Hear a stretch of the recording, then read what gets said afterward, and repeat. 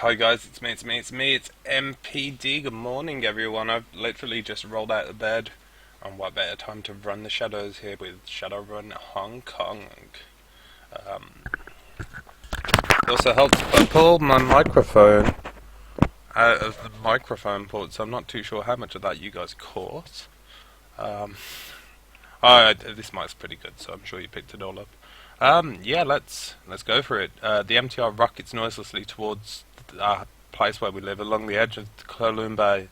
The black water glitters in the night with the light of 1,000 reflected storefronts. Gaichu stares sightlessly out the window, one hand pressed to the glass. The plot by the elders is exposed, and Port Lam is in your death. You have a new ally, and the respect of the Wampoans. Sometimes everything goes right on a job. You count yourself lucky this wasn't. This was one of those times. This wasn't one of those times. It all went horribly wrong. Okay, so this episode, what we're probably going to do is talk to all the NPCs. Particularly want to have a conversation with Gaichu. Troll the Shadowland BBS. See what's going on, because sometimes you see posts about you, and that's always pretty cool. To the mission computer, but first let's level up my dudes. Just Gaichu have a level up, he does.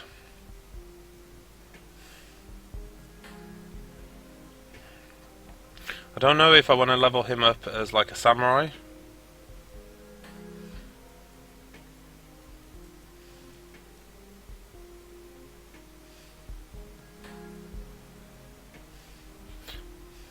No, I'll level him up as a ghoul. Now, like, yeah, here's some lore we can talk about. Ghouls and like vampires and banshees and stuff. I think it's it's H1 something virus. It's some sort of virus. It's basically like AIDS, but instead of it being like the musical Rent, it turns you into a flesh-eating zombie of some sort, and various different meta types of human, like orc, elf, etc., will turn into a different type of thing. Ghoul is a human thing. Vampire, I think, is elf. Could be wrong though. Two men in dirty synth leather jackets look up in the conversation. What do you want, woman? We're talking here. Yeah, sweet. I'm new in town. You chose the wrong day, stranger. We're moving further downstream and we're doing it today. There's something wrong with this place. Too many bad dreams. I know what you mean. Did you dream it too? The long corridor and the thing with the ivory crown? Yep. Lots of people in town dreamed it. Or something like it. From the folks I've talked to, there was a bunch of different versions. Some people turned away from the corridor. Went down alleys, that kind of thing. But I've never set foot in the walled city before, stranger, so tell me, why the hell am I dreaming about it all of a sudden? I don't even know what the damn thing looks like on the inside. I think there's something collective hallucination, maybe? I don't know, strange things have happened. No way, this ain't no hallucination, it's cursed, nothing else it could be. Everybody knows this place is haunted, a living hell full of the evil spirits and poison key. If we're not careful, we'll wind up trapped inside with the rest of the human garbage. This isn't gonna happen to us, no way, only the lowest of the low wind up in the walled city, so, like he said, we're going further downstream. As soon as our thing's back, we're out of here. Damn right, this place is a dump anyway. Let's try a lucky Macau, I don't know. We could say the same to you, we're staying here and blah blah blah, all three of us. Yeah, okay, sweet. To the mission computer! Don't get paid. Blue. Open job directory. Claim payment. Message pops up. The one parents tell me that you've ousted all of the Council of Elders, something to do with your exposing efforts to cover up their own mess. It isn't the resolution I expected, but I think it's acceptable. If there's one thing I don't trust, it's people who won't pay what they owe. Thankfully, the one parents are more reliable than blah blah blah, and so am I. Nice. Monies. Let's do the Shadowlands BBS first. I've got a claim payment for sold pay data. Let's take this. Sweet. Go back. Do I have any pay data for sale? I don't. Police shout in Victoria Harbour. I wonder if this is about me. I know a lot of you are interested in that 50,000 HKPF is promising in connection with the terrorist cell they're hunting, so I've been digging around for some better information. Think I've got some stuff of value. War for it. Turns out they had a handler here in Hong Kong by the name of Raymond Black. The HKPF tried to take him into custody the day before, but were forced to kill him in a shootout. Looks like Black and the terrorists are members of the White Star group out of Henan. War for it. Isn't White Star all about restoring Imperial China? One of those terrorists they killed was obviously North American. Why would she be helping a pro-imperialistic group? Brother 6. You got money, you can buy any kind of person you need. You're on Shadowlands, Ome. Ombre? I don't know. You should know that. Feng Huang. So what do we know about Black and his band of thugs? Anything we can use to track them down? Dongjiang. The data I've been able to dig up says that Black was from Henan and was distantly related to the royal family. He spent a couple of decades in Seattle making connections in the shadows in preparation for an attack on the Free Enterprise Zone. I've attached some dossiers on the remaining agents. Rolling thunder. See through blah blah blah.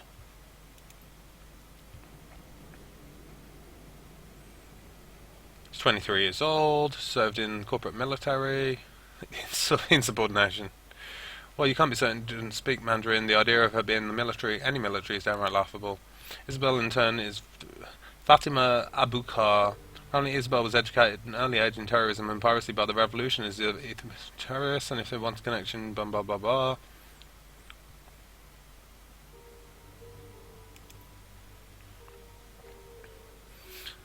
Posy Bash. Alright folks, we're trying it again, this time under a super secret code name. There's no telling how long this will last, so let the bashing begin, Matrix Bard. Super secret code name? You just ran the words poetry slam through a thesaurus. Snozbirth. Poetry, people, not complaints, Matrix Bard. A thief on the run, a silencer in the dark, the rat shaman lurks. Jive Bert. A thief on the run, a silencer in the dark, the rat shaman lurks. Haiku, nice. Got one for the coyote shamans too. An unbound trickster. This shaman fears no peril.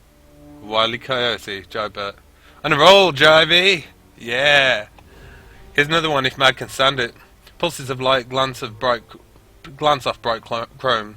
Translucent spheres encase my treasure. Mirrors and tubes and neon implode. Another day in the Matrix. Tennyson. Hey, I can do traditional. I happen to prefer the haiku because less typing. Gossamer tresses. Infinity in your gaze. Very pointy ears. Extra points for using gossamer correctly in a sentence. I like elves. Jabert is still the master of the haiku, in fact. Oh, graveyard creeper. Ashen skin, spindly fingers, and claws freak me out. Alright, Shakespeare's, this is strike 2. This thread is getting lots. And you aren't doing this again. Got me? The board is for deckers who want to talk shop. There are plenty of other forums that you can use for the stupid amateur poetry. I'd suggest that you go find one. Top shelf sublets. Like the title says, good location, cheap rent, serious offers only please. Harbour Rat. What do you mean by top shelf? As in fancy corp condo? How'd you manage that? Nah man, it's literally the top shelf of the converted maintenance closet I live in. You're joking. No joke, it's cheap and its location's good, right near Temple Street Night Market. And it has super fast access, just in case you need to get in and out of the Matrix quick. I'm not the sort to ask questions. There's just enough space to stretch out your legs lying down. There's a ceiling hook for your gear, what do you say? I don't know, I need a place, but still. A shelf in a spare closet? Screw that, I've got a sweet pad to rent that you can have all to yourself. It's not Victoria Peak or anything, but it's a bargain.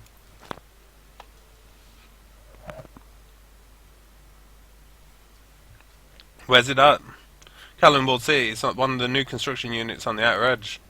I'll throw in a second ceiling hook. Deal? Okay, message me and work out the nitty gritty.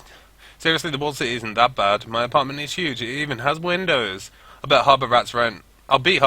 In fact, just tell me what you want to pay. Hello? Looking for deco. Looking for experienced deco for a discreet milk run on a supply house for purveyors of recreational substances. Potential for longer term engagement. We're a team that's been together for years, running your basic heists and the occasional transport gig. We've got a reliable fixture and a long list of happy clients. Requirement, you must have a good sense of humour. Give me some New Yen 888. Are you willing to give a newbie a shot? I've been in and out the Matrix since I was in school. I raised some creds doing odd jobs, so I've got a hot new cyber deck that I'm itching to try on a real run. Amazoom! I don't know, man. We really like to find a long-term decker, and you kinda don't know shit. You said so yourself, sorry. Oh, come on, you said it was a milk run. How else would a Shadowrunner start if not with an easy gig? I've been up front with you, doesn't that count for something? Fine, I got a test for you. You hacked the guy Captain Scone and changed his password to erotica massage. I'm on it, thanks. Done. Am I in or what? Say yes, say yes. What the fuck? Amazon, may I introduce you to our rigger, Captain Scone? You make a fine addition to our team. Thank you, you won't regret this. You gotta stop getting people to hack me, gimme, or you'll be looking for a new rigger next. Oh, you know you love me. Oh, that's funny. Let's go talk to dudes about the mission.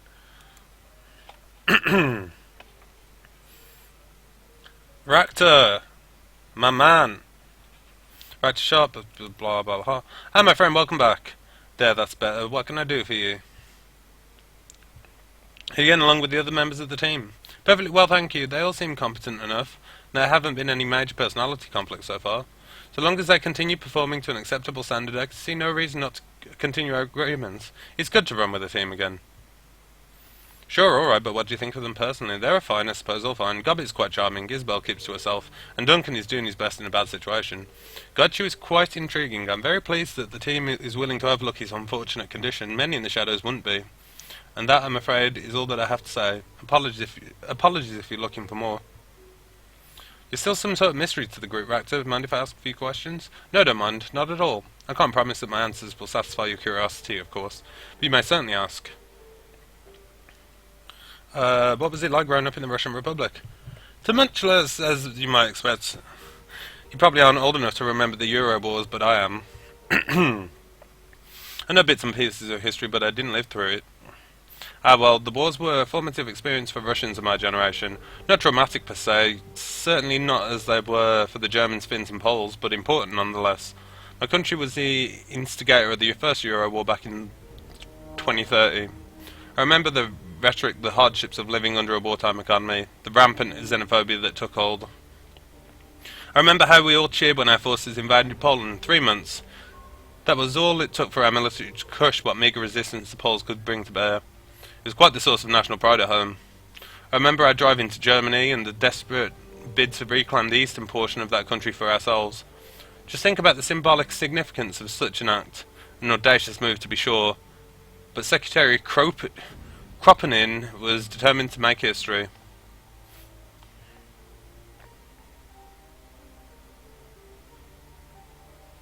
So what happened? Did the German military stop you? No, the Night Wraith incident did.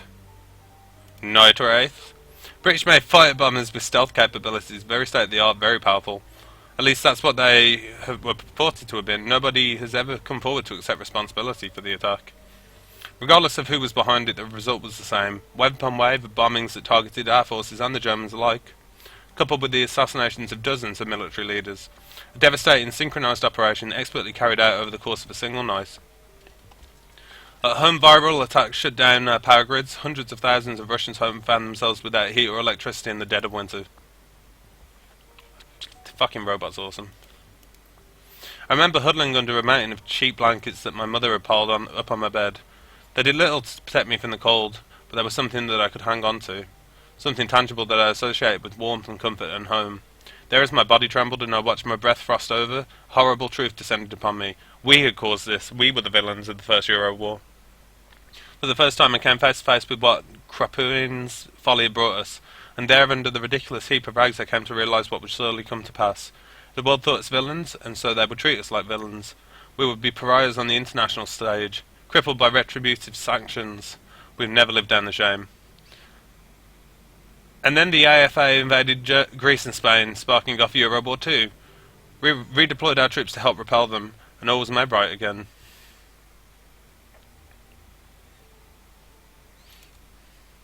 Oh, we were still regarded with suspicion, of course, but all Europe might have fallen if it hadn't been for our help. In essence, we took our reputation at gunpoint, not an ideal situation, I admit, but it worked. Within the span of 4 months, we Russians had gone from nobodies to a terrible threat to unlikely saviours in the eyes of the Western world. Studying exactly what happened had taught me a great deal about human psychology and social dynamics. Human psyche, you said that as if you weren't one. Just figure of speech, my friend, nothing more. Now, shall we talk about something else? Surely there are more interesting and relevant things to discuss.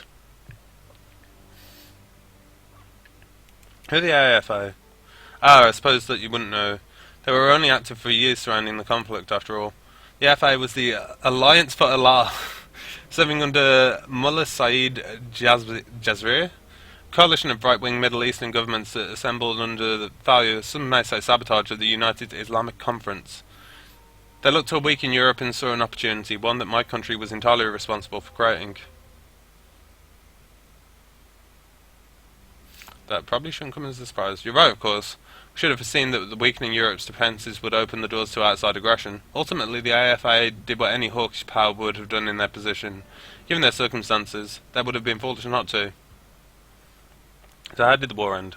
The AFA folded in 1937 after Jazir's assassination. Lucky thing for us too, the body count could have been a great deal higher. In the years that they were active, the AFA gave us a hell of a fight. So did you go from Russia to Hong Kong, or...? Between my years in the blah blah blah, free city of Berlin. Ah, you've been to Berlin. That's where I got my feet wet as a Shadowrunner, you see. I ran with a team of anarchists for a time, learned the ropes. I wonder if this is, the team from, Dragonfall. Can you tell me about the team of yours? Good group of people, disorganised to be sure, but capable. Sadly, we're no longer on the best terms. What happened? An opportunity arose and I seized it. In doing so, I left Berlin for Hong Kong. I did so without much advance notice. My absence made it life difficult for them. They blame me for their hardships.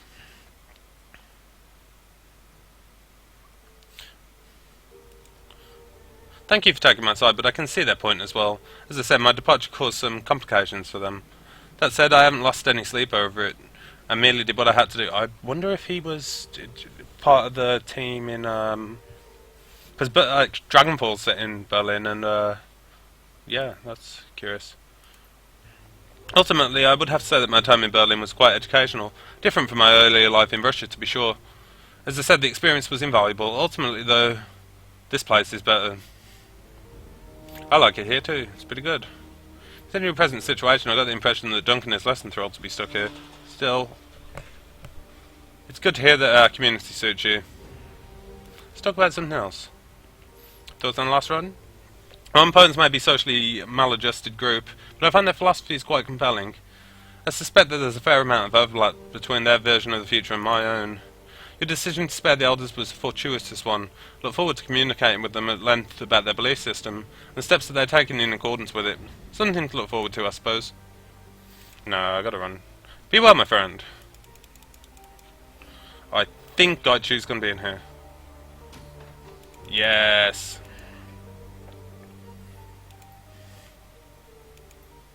Welcome to my sanctuary, underdog. I apologize for the lack of light, but I did not need it. Gobbit took the bulbs for use elsewhere. How can I be of assistance? I just want to see how you were settling in. I live. I'm among those who can make use of my services and who are not attempting to climb the bounty on my head. Is that not enough for now? I need to talk to you about your condition being a ghoul. Here we're going to get the, hopefully some lore on ghouls. As you wish, you are my benefactor, and as such I yield to you. Ask and I will do my best to answer.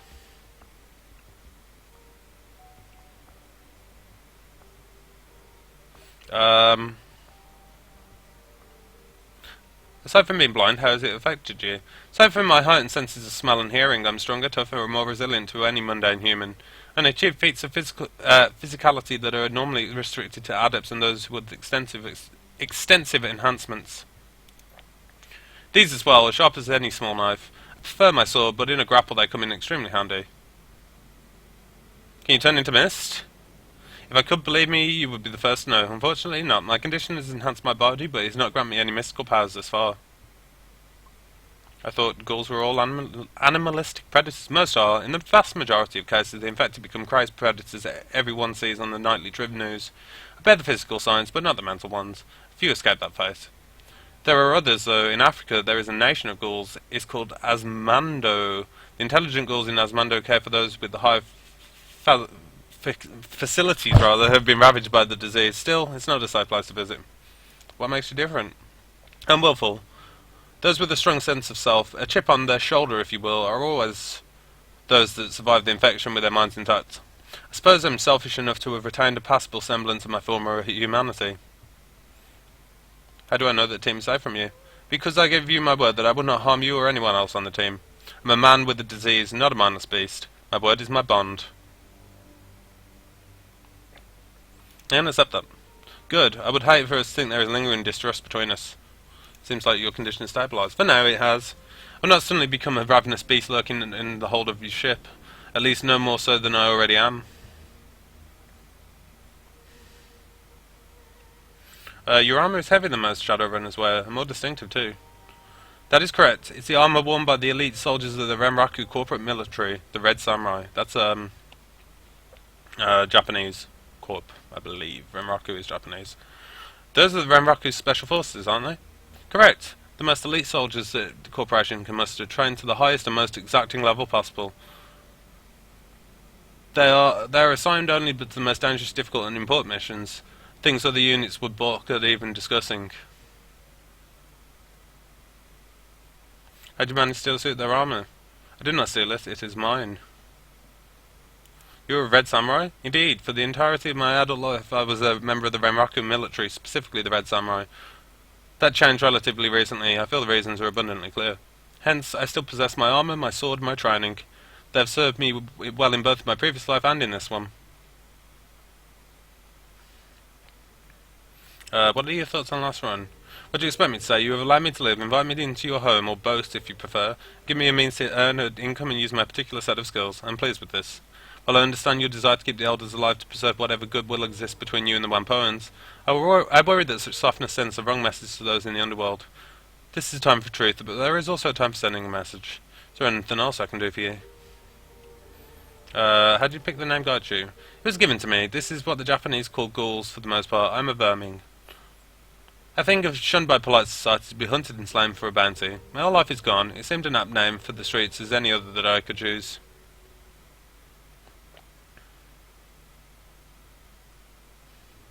I like that attitude. One does not defeat the enemy solely by strength of arms. One must turn one's own weakness into strength. It is an old and valuable lesson, too often forgotten. How did you end run in the shadows? What other employment is appropriate for a cannibal whose only previous experience is in military operations? There's not many things I would know what to do. This is one of them. When I asked Renraku for medical aid, in theory, Red Samurai who are wounded are given the best medical treatment and cybernetics. If these are insufficient to return them to active duty, they are given pension and retired. In practice, this is never the case. Red Samurai teams do everything together: eat, sleep, train, play. We learn to think for each other and move as a single entity. What part of the team is broken, it affects everyone. The only members of the unit would be distracted thinking about a wounded comrade and would present a new member for usurping the old member's place. So the wounded invariably take the same course of action. For the good of the team, ritual suicide. Seppuku. That's an interesting way to ensure unit cohesion. Perhaps in the UCAS or other Western countries it would not be necessary.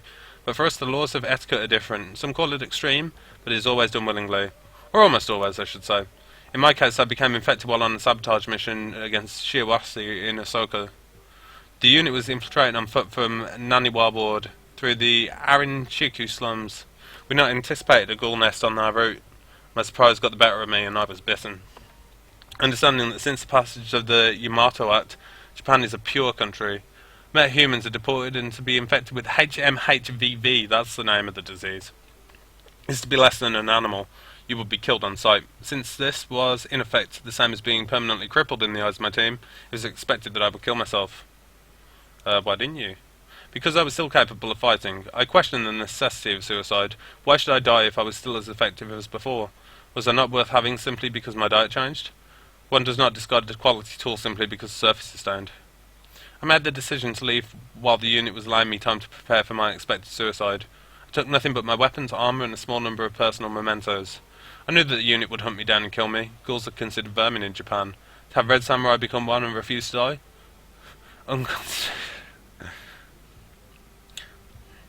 How long did it take for them to find you? They found me 2 weeks after I ran.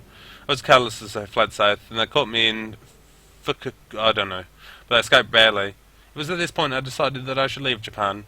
I knew they would not stop hunting me, but I could make it more difficult for them. Is that how you got to Hong Kong? I was searching for a cure. I needed a place where I could disappear into the shadows, find work and evade capture if a cure did not materialise. The Yamato Act meant that it was even more dangerous to be in Japan than anywhere else. I went to China, primarily because I still hoped to be able to return home. It felt less final if I fled somewhere nearby. I went first to Shanghai, but Renraku's presence there is significantly more robust than in Hong Kong. I learned that my previous unit had not stopped hunting me after I left Japan, so I decided to move further afield. Hence Hong Kong. Where else can anyone arrive and disappear without the city caring one whiff? Berlin. Berlin seems to... Perhaps 5 years ago, but the recent upheavals and the newly iron-fisted Sadie Krupp influence have filled me with trepidation. The flux state is no more. Long live the corporate Berlin of the future. Except, end of Dragonfall. Well, one of the endings of Dragonfall, but Lafayette, the dragon who runs Sadie Krupp, comes to the player character at the end of Dragonfall. Who's like, "Hey guys, gonna set up we're gonna ruin the flux state." Since arriving here, I've drifted between neighbourhoods, selling my services to those who are unafraid of my appearance and condition. It has not been as profitable as I hoped. Okay, see, got you. Ooh, box of mementos. I see you found my box of personal effects. Feel free to examine whatever you would like within it. Just take care to put them back when you're done. I do not own much, but the things I keep are very precious to me. Okay, so that's...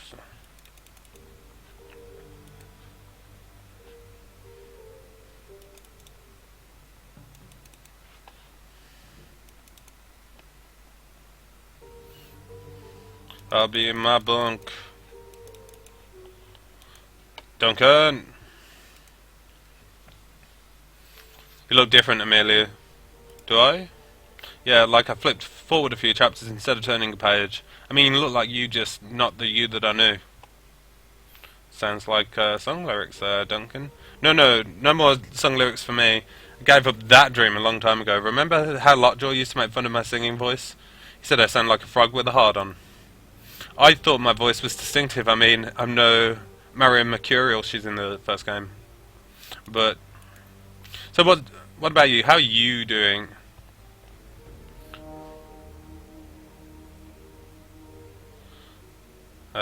Being better.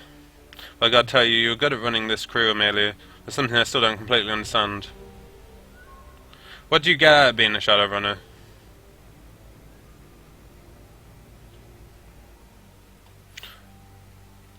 It's about seeing how the world really is, isn't it? Most people don't want to know what the sausage is made. Shit's fucked up bad.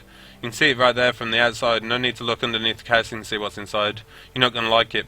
And even if you're the type that needs to know, the type that can't help but look into the abyss, what do you get out of it?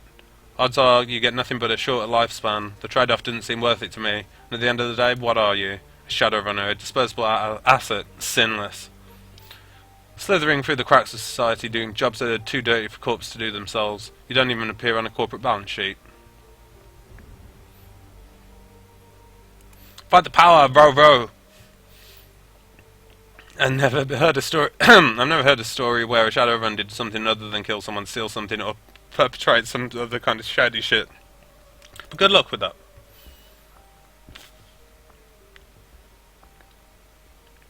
You think about getting chromed up with cyber? Oh my god, how many times are you gonna ask me that? Least a dozen times. I told you the only time I was thinking about it was when I was 13. Let it go, I'm not gonna pollute my body with that shit, you? You never know. I always thought you might go for it, if you had a good enough reason. Just be careful, I've heard stories about folks who went too far with it, lost some of themselves. I want to talk about you and me. Yeah, I guess now's a good time as any, you start.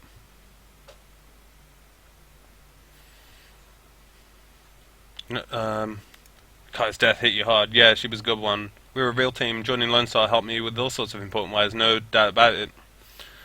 I really embraced being a cop. I studied my ass off, but no matter how hard I worked, I was never more than a model cop with a brutal streak. There were plenty of assignments that were perfect for a big mean orc like me. Assignments that would have fed my need to hurt people, but I mean, But I met Carter about a year in and she changed things. She talked about values and goals and priorities and constructing the life that you want to live. She was a real trip. Sounds like a good... She was a cop, a partner, a mentor, and a serious badass when she needed to be. But yeah, she was a good person too. She kept me focused. When Raymond asked me to meet him in Hong Kong, I had a feeling I was going to wind up going off the reservation if I didn't bring Carter along. Now she's gone, and here I am.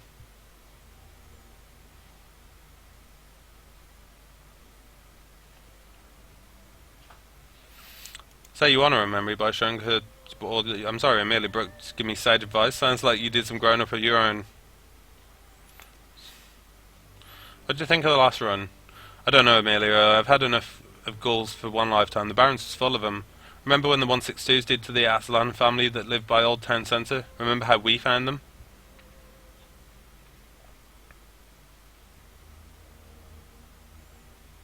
They were keeping second-hand organs in a freezer. Yeah, but still, nobody deserves to go out like that. I don't know, Amelia. I don't think I'll ever be comfortable with having a ghoul on our crew. Made sense to keep the elders alive, by the way. Good call. We don't know anyone in this country. Seems wise to try and get some allies. Anyway, enough about that. Need something else? Let's talk later. Sure, you know where to find me. Right by the fishy smell. Let's ask Isabel about the last run.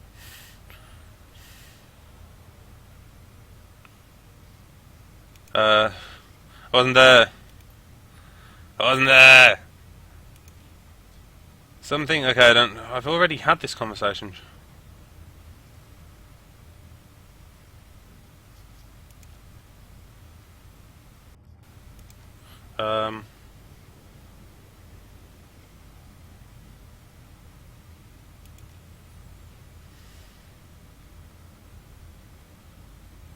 Don't know. I prefer not to. Nothing personal. It's just the way that I am.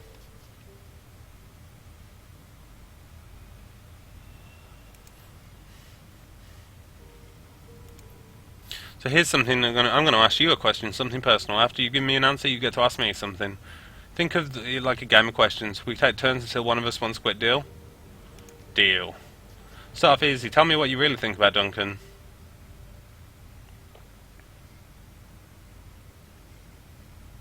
He can be a pain in the ass, but he's like a brother to me. Interesting. And a little familiar. Well, you answer my question. I guess it's your turn.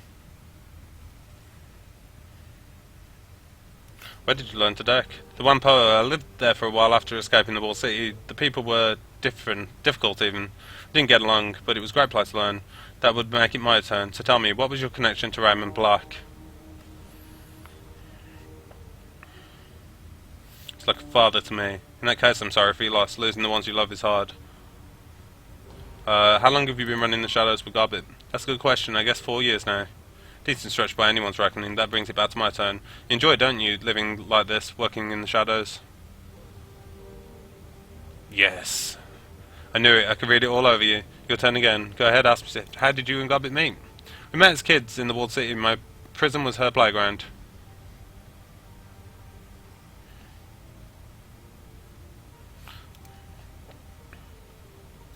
No, it's fine. I'll be fine. I have a hard time remembering those days. My childhood is kind of a blur. My turn again. And I think my last question for you. You're stuck here, marooned, you and Duncan both. He's obviously unhappy with the situation. He keeps going on about things that he's left behind. What about you? Is there anything you want to get back to?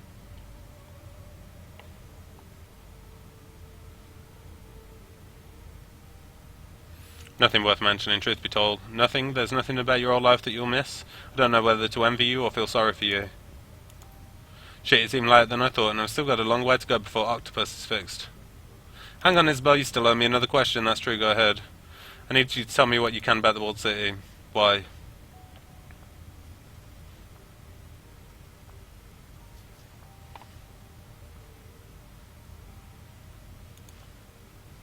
No, I'm sorry, but no. Later, maybe, but not now. Maybe next time, Isabel. Please excuse me, I have work to do. Oh, the intrigue. What is going on? Gobbit girl. Welcome back, Underdog. What can I do for you?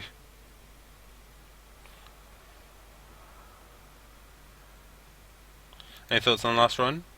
I don't get the weapons, I really don't. Isabel is about as close as I usually get to the particular flavour of crazy. You think with all that technology and backup, they'd have been smart enough not to stiff a red samurai on payment, much less a ghoul. I don't know, for smart people they seem pretty damn dumb to me. I think we pulled off a damn miracle back there. Not only did we get our creepy-ass close combat expert on our side, but we exposed the elders and got ourselves a nice bonus for being smart. Not a lot of jobs go that right. I'm feeling better and better about having you in charge, underdog. Okay, sweet. Where did you come across, man? Those are rats. I looked outside, I mean, they're rats. Hong Kong isn't experiencing a rodent shortage, so you just picked them up. Yep. Think of them as rescue vermin. It'd probably be the same if you wanted to. It's easy to just walk into an alleyway in Kowloon after sundown and stick your hand in the first dumpster or storm drain that you come across. Keep fishing around until you touch fur. Yeah, that sounds like about it. Yeah, in retrospect it might have been. I'll throw about 50-50 you'll get your hand chewed off. Probably feel bad about that. Been running in the shadows for a while? A long time. Started when I was just a kid. You're still a kid now, what are you, 19? Something like that. Your guess is as good as mine. Doesn't change the fact that I've been doing this for years and you started yesterday. Matter of fact, underdog, I think I'm going to make a project of you. Take you under my wing, so to speak. You need a wiser mentor. That might as well be me. Sure, why not? I could use advice, and I don't see Isabel volunteering for the job anytime soon. You're in good sight. The next time you visit, I'm going to teach you all about being a Shadowrunner. You're going to benefit my bountiful experience. Wait and see. I look forward to it. Sweet. You know, underdog, this has been nice chat and all, but it's getting late and I still have the rest of hot to power through. So without me wanting this to get awkward, I'd help you if you wanted. Thanks, but no thanks. You can go get your own food. Now would be a good time. Oh, I wanted free food. Yeah, we'll do that. It'll be fun. I wanted free food.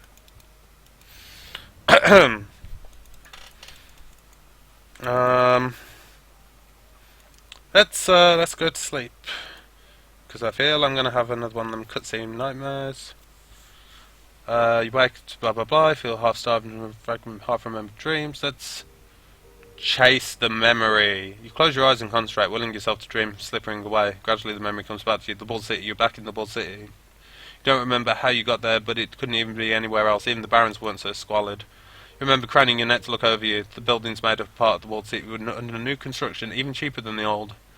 Now their foundations have rotted out from underneath them. The buildings leaned into one another like a gang of drunken men. Around the plaster and asbestos sprinkled down, dusting your shoulders. You begin to creep forward, picking your way past the piles of refuge and debris.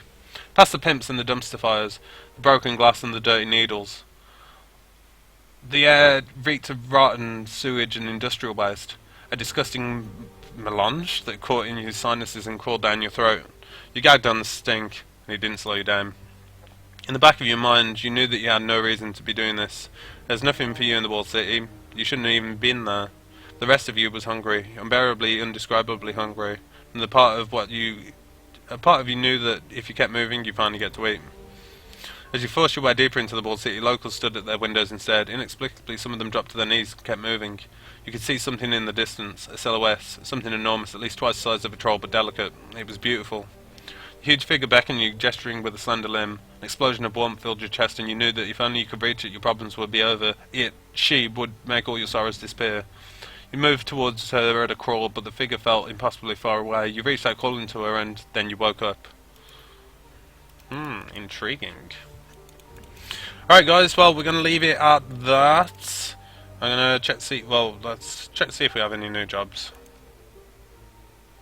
Oh, shit. About those dreams. Hey underdog, hope I didn't catch you a bad time. Why did I decide that this is recording? It doesn't matter if it's a bad time. Well, anyway, I was thinking about the talk that we had, you know, dream talk and the nightmares and stuff. I've got a friend here in town, she runs a parlour of 5 hours, it's sort of our local magic shop and talismonger. Name's Crafty. Anyway, she's smart, really smart. Her mum was sort of a local authority on things magic and the apple didn't fall far from the tree. If you wanted to ask anyone in town about these dreams, she'd be the right one to choose. Anyway, I just thought it might help. If you've already been talking to Crafty, please disregard this message. Alright, I'm out. Peace. Attending a party. Underdog, I need you to come to the parlour. A friend and business partner of mine by the name of Dr. Shen Yang is in need of your services. Something about attending a fancy party at the Repulse Bay. He was unwilling to give me details. I think you should want to size him up yourself. Rama Black's history. Duncan asked me to do some digging on my own into Ramon's history. I guess he didn't trust kindly Shen to give him the full story. Can't say I blame him, since you hide things from us if it was in the best interest to do so. So I've been poking around various corners of the Matrix trying to dig up what I can. Most sinners leave a data trail the size of an aircraft carrier in their wake. Working backwards in time, Raymond starts out that way, but it slowly tapers away into nothingness. Sure, I can find some basic records in Seattle, power, utilities, a couple of public discussion sites he signed up for, but further back that I get, the less I find. And the craziest part of this, prior to 2032, I couldn't find anything at all, and that shouldn't be possible. It's like Raymond didn't exist before then. I don't know, I'll keep digging, but it'll take me a while. I'll let you know when I find some news worth sharing. Ooh, intriguing. Opportunity. Yo, come see me if you have a chance. I made a trade opportunity. Maximum. Drone is what happens when I rain the fire. Dunn is what happens. Okay, sweet. Okay, so, we're gonna call it that, guys. Next episode we'll check by the mahjong parlor and see what's going on there. We've got like a bunch of missions to do, but most importantly, I'm gonna go talk to Maximum Law because not only does he have an opportunity for me, I want to buy a better cyber deck to help me with the hack things. No, Law. What up? Let's do this first. Kindly have word power burn your sin. Word is you're doing work for her, not normal Yellow Lotus stuff. Shadow running. Woman's gotta eat. Wicked. That's pretty ironclad, underdog. Pretty vicious. If you do good, you'll be noticed. Listen, if you've got info about runs, I can make it worth something. We were opponents called that kind of thing metadata. When opponents liked the word on the street from the active operatives. Worth something credits. Yeah, I can hook you up with something, maybe creds, maybe some sweet programs, but really you'll gain face with Wampo. Accounts for a lot more than money. Augmented reality goggles aside, the gig gets really boring sometimes. You want to talk shop? I'm here. I'm hip tech.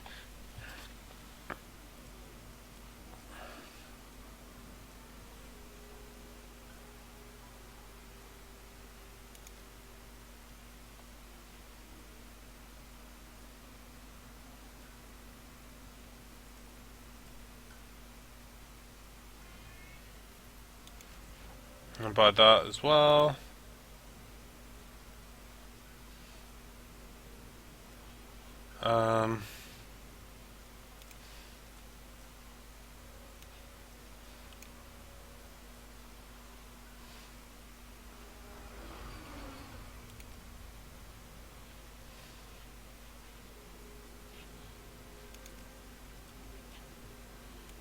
Here for more tech.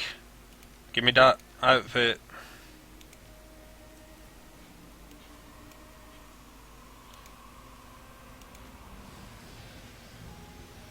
See you later, Law. Peace. Ah! That's better. How do I look now? So much calmer. Oh, pretty cool. Pretty cool indeed. Okay, yeah, I'm gonna go sell my shitola. And then we'll pick up later. Peace, guys.